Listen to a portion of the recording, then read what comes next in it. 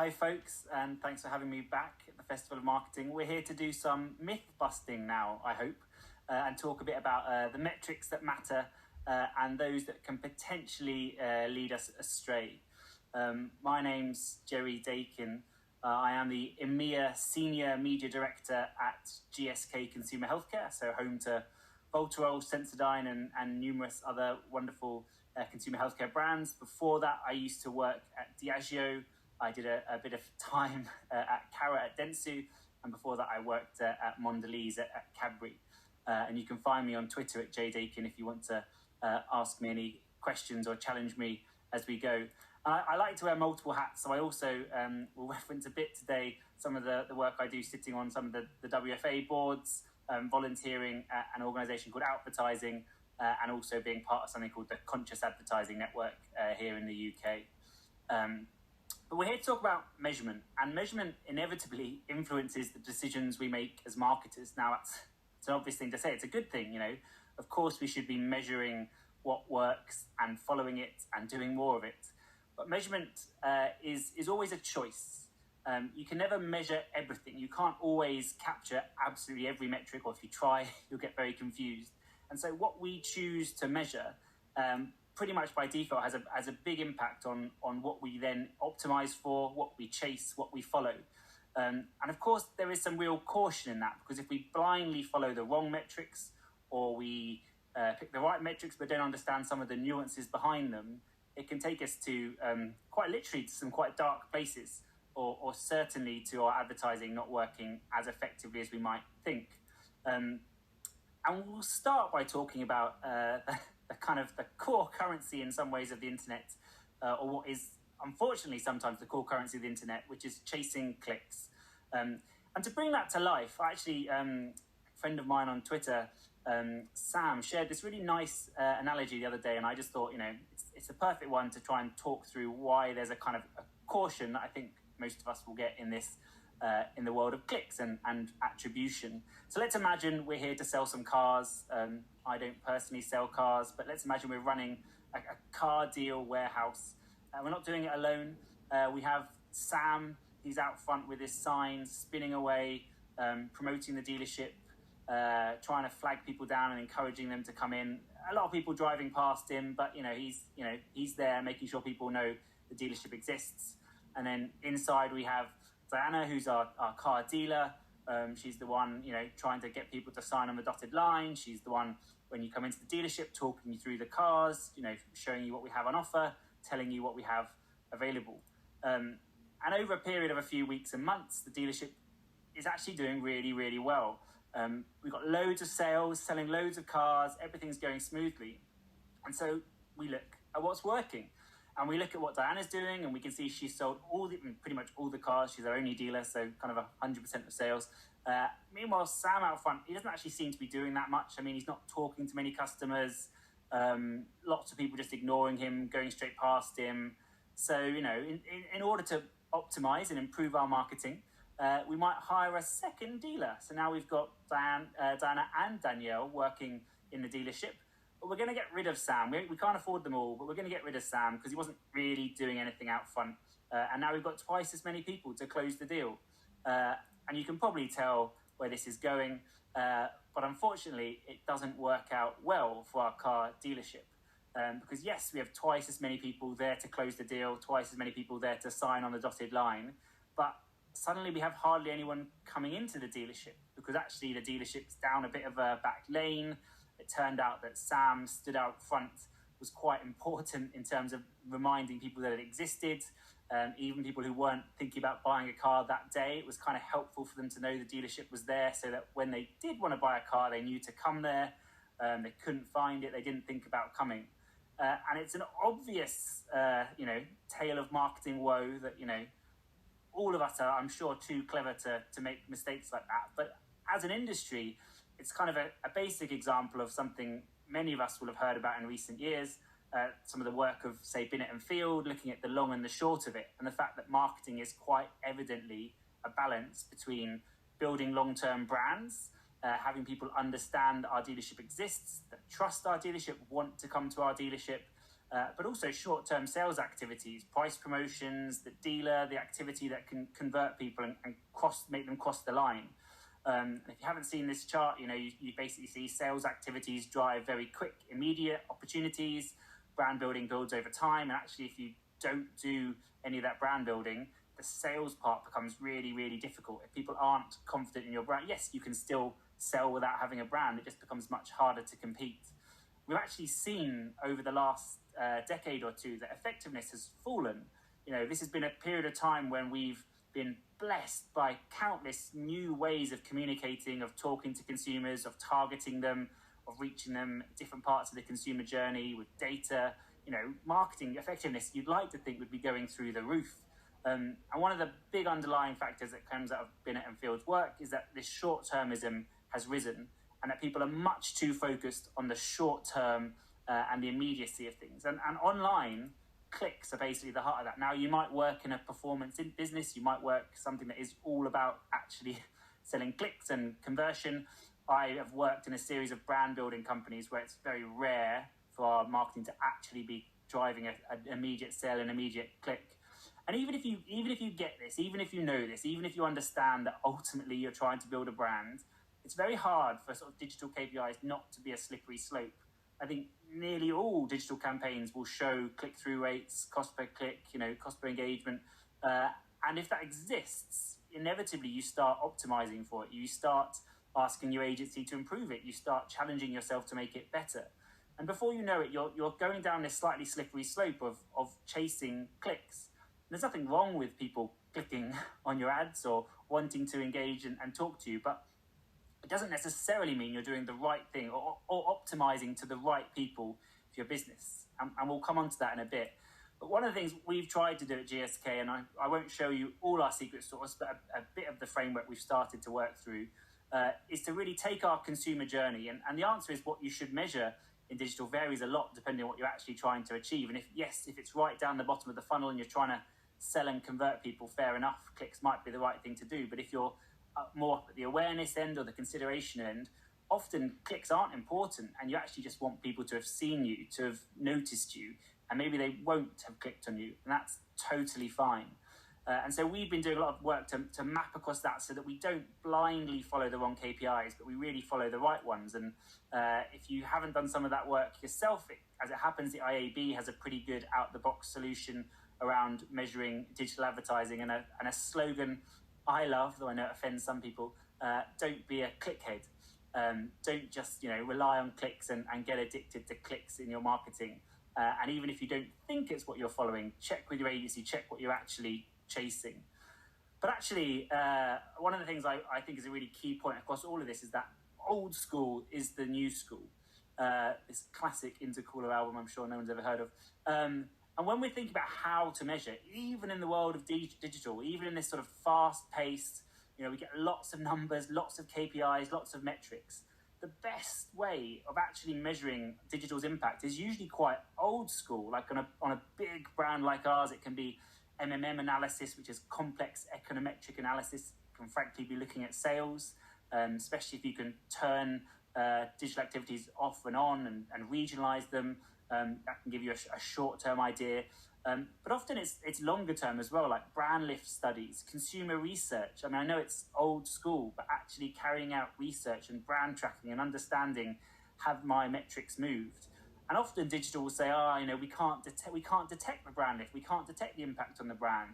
If you can't detect it, it's probably not happening. So just because you're getting lots of clicks, if your digital is acting at a scale where it's actually impacting your brand, actually impacting your sales, which often means putting a lot more media behind channels than we sometimes realise, you'll be able to measure it through more traditional means. So I think that's a real challenge to us all, not to think of traditional measurement as old school, but to think about it as actually still really important. And even if you can't be as agile and adaptive with it, it's really key.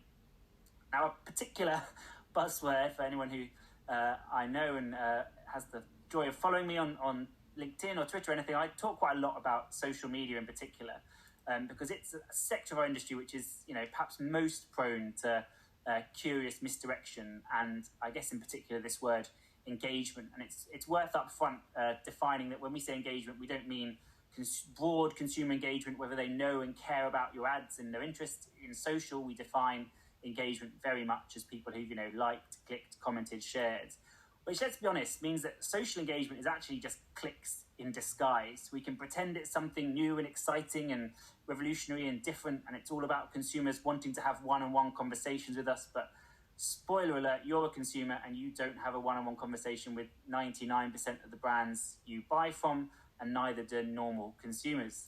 And yet a lot of social media marketing is still built on engagement. It's still built on this notion that the ultimate purpose of social media marketing is to drive engagement, to drive conversation, to drive more clicks, more likes, more comments, none of which is bad. But the simple reality is when you analyze what those metrics mean, they don't mean very much. This is an over 5-year-old study now. It's old enough that I managed to write a chapter of a book and include it in it. It's still accurate. It's work done in partnership with Facebook, a big meta-analysis of hundreds of campaigns. Yes, they were in the FMCG space, but you can find the same trend in other spaces. And it just showed that, the key things you might try and drive in your advertising, like ad recall, brand awareness, purchase intent, just had no correlation whatsoever to clicks. Whether people like, comment, share your social advert has relatively little, if any, correlation to whether your advertising actually works. Which means that all the metrics that we tend to optimize social to, we create adverts that get better social response, that get more engagement. None of that necessarily means that it's doing anything for your brand. And to bring that to life in a slightly facetious way, let's imagine we're selling some toothpaste. I actually do sell toothpaste, so we know a bit more about it than selling cars. And if you wanted to get lots of engagement on an advert about toothpaste, we could just put some cute animals on it. We could put some puppies, some kittens. We'd get lots of likes, comments, shares, maybe some confusion. It absolutely drives engagement. It doesn't build our brand. It doesn't drive sales. That's a slightly comical example, but in many ways, a lot of brand social is doing this. It's putting cute animals in it. And, by cute animals, I might mean, competitions that try and force engagement. I might mean, really talking about stuff that's got nothing to do with your brand, but, you can track it and show that it increases your engagement. Unfortunately, putting cute animals in your advert just doesn't automatically sell your product. Unless you had the foresight of building a brand which is based on cute animals. And then kudos to the marketers who decided that puppies were the way of selling toilet paper many decades ago, long before social media existed.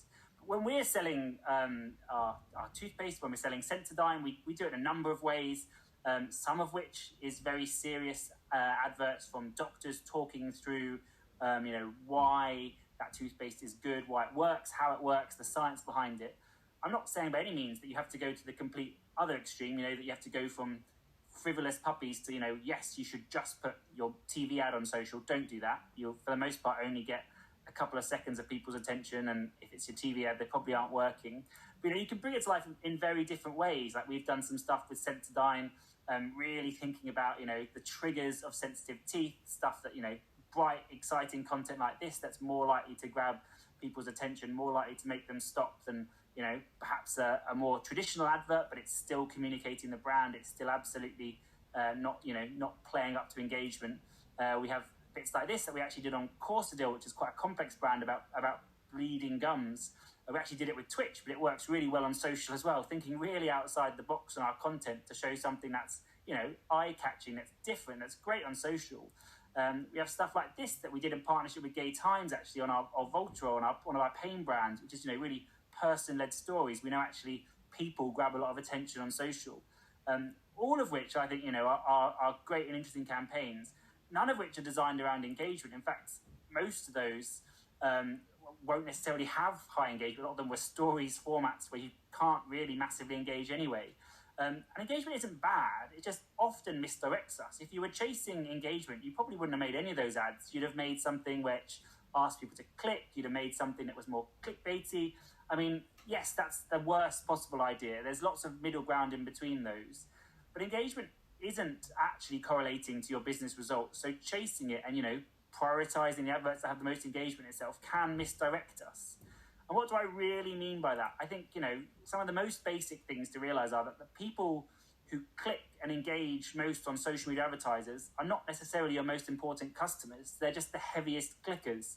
I mean, I think Facebook many years ago published information that 99% of clicks are driven by something like 1% or 5% of users. There are just some people who really like to comment and engage and share all the time. A few of them in your own newsfeed. Lots of people who browse social in a very, very passive way, like we've browsed other channels in the past. In particular around competitions, I know lots of brands use competitions to try and drive engagement. For me, they're just about one of the worst things you can possibly do. Yes, competitions in store, tied to promotions, big, well thought through competitions. But if you're doing a competition just to try and get people to, engage, retweet, share something, honestly, to most of your consumers, I just think it makes you look a little bit desperate. And to the ones that do participate, if you ever dig into who wins competitions, you'll see they have entire threads of just entering competitions. That's what they do. It's rare that a normal person takes time out of their day to enter your competitions. So be careful who you're talking to. And really consider much more passive measures of engagement. You actually find things like watch time, that people, whether they bother to pay any attention to your ads, is often more telling of whether your adverts are going to be effective than whether people actually bother to click on them. You can understand the fact that our ultimate aim of marketers is not just to reach the most interested consumers. We can't just talk to our super fans, people who care about us. You actually have to disrupt quite apathetic consumers, people who don't care about you, who certainly don't follow you, who certainly don't want to engage with you. And deep within there, you'll find the fact that, to actually grow your brand, to actually have penetration driven by social, you need to be talking well outside your core users. Organic social tends to focus on the least likely people that you need to communicate to. And you need to push out there. You need to use, amplification to get to consumers who aren't that interested and make them stop and pay a little bit of attention. And for us, it comes back to that framework. Depending on what we're trying to do, we're looking at different metrics and social, but we're trying for it not to be engagement most of the time. And quite often it ends up being these same traditional things as well. We run big campaigns and then we run big studies to work out, did they make a difference? Did it shift people's likelihood to buy from us, interest in us? We actually just recently finished a meta-analysis of almost 250 of those studies. So we're not talking occasional studies. We're talking, really systematically studying and measuring what works. Some of that in partnership with Facebook, some of it through third parties. And when we're doing that, we're not asking ourselves, does social media marketing work? I mean, we could have answered that question a decade ago. Absolutely it does if you do it well, if you do it at scale, if you have the right content. We're asking questions about placement optimization. How should I optimize between feed and stories and Facebook and Instagram? Or, what's the role of in-stream ads? What should frequency be? Not how often should I post? You should post much less often than you think, but how often should my content actually reach consumers? What media frequency do I need a week to drive a change? How do collaborative ads work? Partnering with retailers, tying into their data. Really interesting questions that when you get bogged down in did I improve my engagement, you're not asking, you're not seeing. And a third bucket for me is around viewability, a metric that's existed for a few years, and it answers a simple question. We all want our ads to be seen. Of course, it's a stupid question. Do you want people to see your adverts? Absolutely, yes. Unfortunately, we're not the only ones. There are bad actors or average actors on the internet who are, either specifically trying to take our money or at least trying to game the system and play around with viewability metrics. And if you're not careful, you can get really high viewability, but not be funding anything that you really want to. I think there's some great work being done in the attention space to move past just viewability to true attention. How much of people's screen, how much of their genuine attention did we capture? But even that doesn't always answer this kind of fundamental challenge that, on the left we have celebrity plastic surgery slideshows, the absolute worst content that's ever been thought of. It's, terrible clickbaity content put in pages where you have to click one by one through a screen. You don't always know what you're getting, you don't even know what you're clicking on. On the other side of that, you have something like the Wall Street Journal, arguably some of the pinnacle of marketing excellence, of media and reporting excellence. And the reality is that a viewable impression on those two sites looks very similar in a viewability score. In fact, if anything, you'll get much higher viewability on those slideshows because they are literally built to gamify viewability, even though they are terrible user experiences. Whereas because you can scroll down the page in the Wall Street Journal, You'll find viewability on all sorts of sites can be lower. And so just blindly following viewability is a risk as well. And we're not the only ones to notice this. It's so bad that South Park even made a sketch a few years ago around, just how bad some of these experiences can be. And they are bad because they exist to attract advertisers and to play by our metrics. Again, at GSK, we absolutely do champion viewability. We've rolled it out. We've driven a lot of improvements to our buying by championing it, but we're trying to go further than that now. And we're doing so what we're calling in EMEA nutrition labels, which is asking ourselves a series of questions about the health of a campaign. Not just, was it viewable, but, how premium were the websites we were in? Were we funding quality journalism? Were we funding content we want to be associated with? Were those sites in a ComScore 1000? Various different metrics to try and look not just at was it viewable, but was it in a good place? Should we be willing to pay more for quality, more for context? The answer is absolutely yes. And this brings us to an interesting time in marketing as well, that alongside that kind of viewability discussion has been lots of conversations around brand safety. And it's not just, is my ad viewable, but what on earth is it appearing alongside? What on earth is it funding? And on the left, you have, accidentally funding terrible things, terrorist organizations, hate speech. On the right, you have hopefully funding, as I talk to, journalism, content that people actually want to see. But, we know for a fact that, some of the steps we take to try and deliver brand safety are not perfect yet. Often we still can accidentally fund the bad stuff. And in particular, we've often seen that the good stuff is being defunded, that marketers are accidentally blocking a lot of journalism, certainly blocking diverse voices. And I mentioned I wear lots of hats, but one of them is the Conscious Advertising Network, and that's a group I would massively encourage you to seek out, that is trying to tackle this very topic about how we make sure that we consciously spend our adverts for the better. And if you don't think it's a serious issue, actually I went with some of the team there to present at the United Nations Human Rights Council a year or two ago now, and they wanted to know why were advertisers funding hate, and if we're not careful, we absolutely are. Beware the impact on diversity and inclusion in particular. This is something, again, I'm really passionate about. We've just rolled out in GSK a whole load of training around effectively unconscious bias and understanding, the different parts of the process in which you might forget and exclude people. But some of the brand safety settings, some of the targeting options, some of the way we chase viewability can actually really clamp down on minority voices and defund their advertising. And actually, if you're interested in that, we've just launched with the WFA, and we took some of our best practice and some from some other big companies as well, produced an open source guide to that you can find that really talks through the creative process. Because I shared earlier some of the Sensodyne work we've done, that we partnered with, and not only did we make great creative, we made sure that we deliberately put it on diverse platforms, and we made sure that we weren't just not blocking diverse voices, that we were actively and actually funding them. And then what ultimately about ROI? What about how much money we make? I mean, it is clearly our jobs as marketers to make money. I think this point comes up occasionally. It's nothing to be ashamed of. Marketers, we make money. You might be able to change the world and do other things in the process, but if you work for a company, your job is to make money.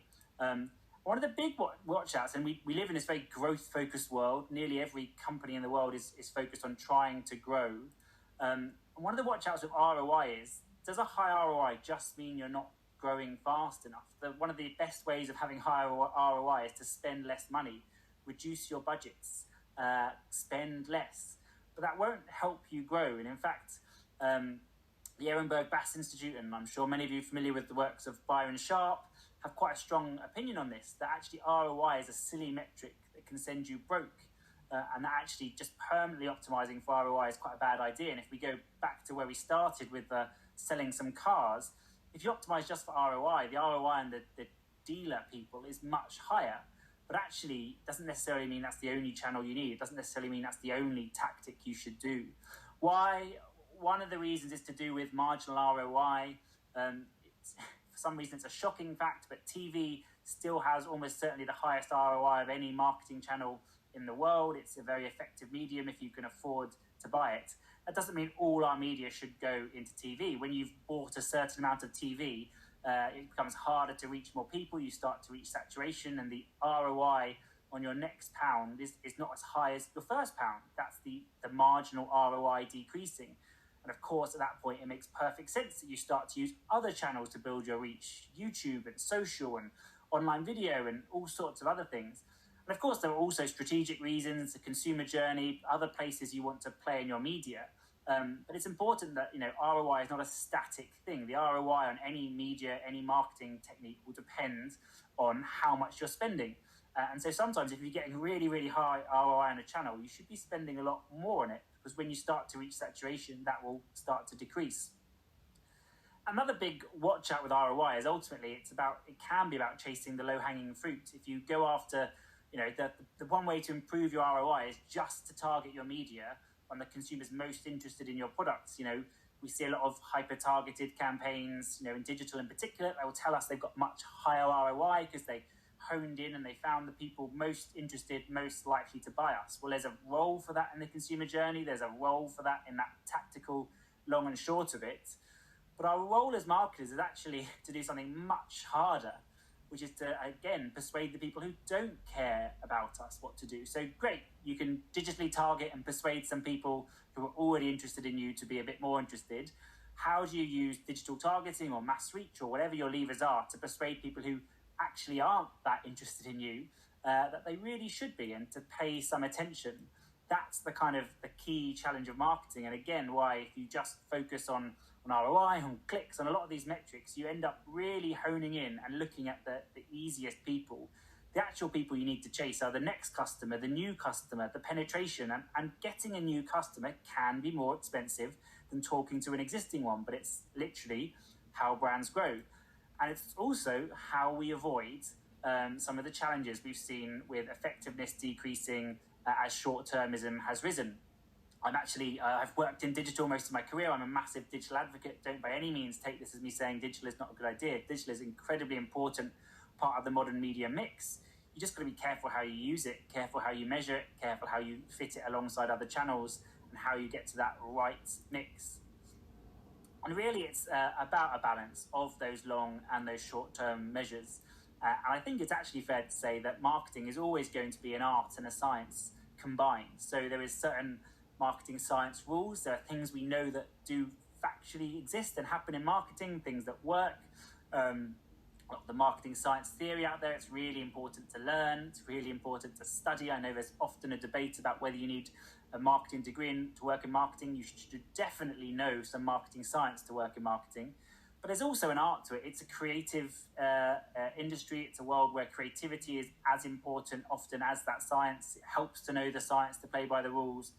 But absolutely, it's not just about science, and we will never get to a point where we can just carbon copy and print out activation media plans. And at GSK, we try and bring that balance by bringing different metrics together in the big picture. So we do some of that MMM analysis, that econometric analysis, which is massive long-term calculations, trying to work out which levers was driving our marketing effectiveness, which ones weren't, looking at sales, looking at what we do in media, looking at all our different touch points. It's big, it's relatively slow, but it's quite powerful. At the same time, we have something called BPS, which is Brand Performance System, and that's really trying to be much more agile, looking at our brand tracking. And actually, we do look at things like search trends, share of search, which is very popular these days. We look at social media. We look at a lot of surveys as well, because I don't think you can rely too much on consumer listening through social channels alone.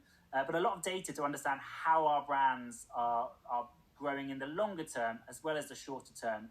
And that ultimately is what we're trying to use to navigate this, because yes, in the short term, you can, use clicks and engagement and some of these things to adapt your campaigns, to try and optimize them, but have some caution about whether those things are really aligning to the right things, or whether they could be leading you astray and maybe even making you fund things that you really don't want to.